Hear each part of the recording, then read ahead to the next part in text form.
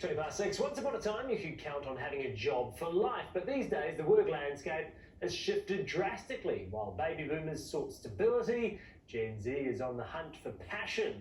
Add in the evolving gig economy and the rise of hybrid working, and the modern career path looks very different. Joining me now to discuss further is author Jess Stewart. Good morning, Jess. Morning, Chris. Is the traditional career dead as we know it? It's certainly changing. And I think it has to, right? Because the world has changed so much. There is no longer the job security or a job for life that our parents once enjoyed. And I think the younger generations are looking for different things in their careers now. And then, of course, overlay that with economic instability and the evolution of AI, and the landscape is changing. So I think our habits are probably changing with it. I know you've written about how you've had many different jobs. I think I've been in this job, well, not this particular job, but I've been working for this company for about 13 years. Is that unusual? It's becoming more unusual. Yes, I mean, there's still examples of that out there, but there is certainly more job insecurity out there than there used to be. And I think that's then mapping back to our habits and our choices as well. So we've talked a lot on the show about how the younger generation now wants a bit more purpose about what they're doing with their job. How does that sort of reflect in what sort of careers they're choosing and how many they're having now? Yes, so we are seeing a rise in the gig economy, side hustles, polygamous working. It's different now, and I think that's for two reasons. Sometimes it's financial. In this current climate, sometimes we have to have more than one job to survive.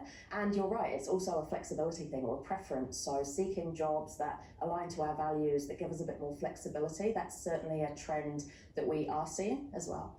You know, back in the day, so old. Back in my day. There was a thinking that, you need to have a backup solid option, or you do your solid option, and then if you want to do your passion stuff, you do that to the side. So does that mean that now we are seeing more of that, but actually those side hustles are becoming a bit more prominent?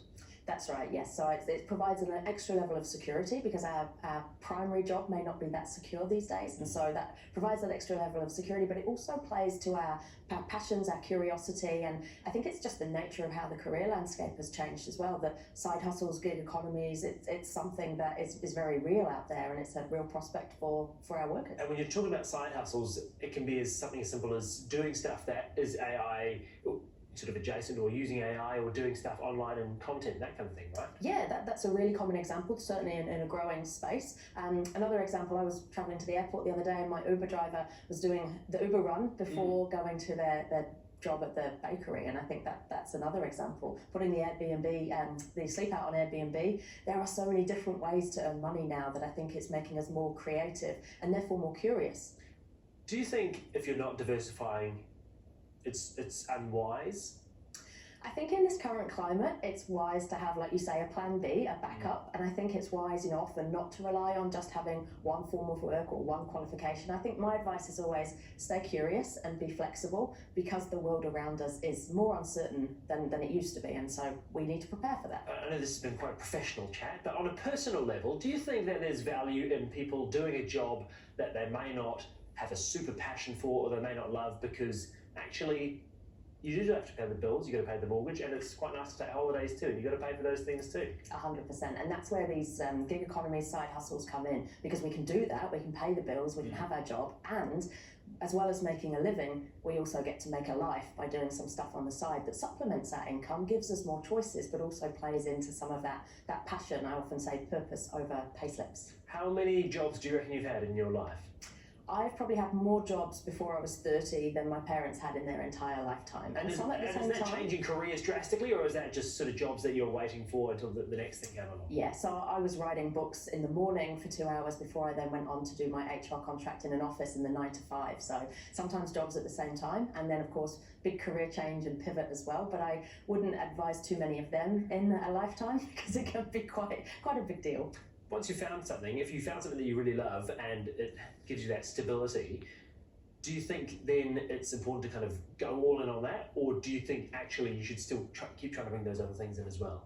Yeah, I think always remain flexible, curious, and be adaptable, because that's the world we live in, right? And we are seeing with the evolution of AI that our career landscape is going to continue to change. So we should prepare for that and have some options up our sleeve. But equally, if you've got a job that you love, then definitely, go all in on that, because that's going to fuel you and your purpose and make it not feel like work. Always a pleasure to have you in, Jess. I also wonder whether it's a patience thing. People are impatient to either progress forward or to move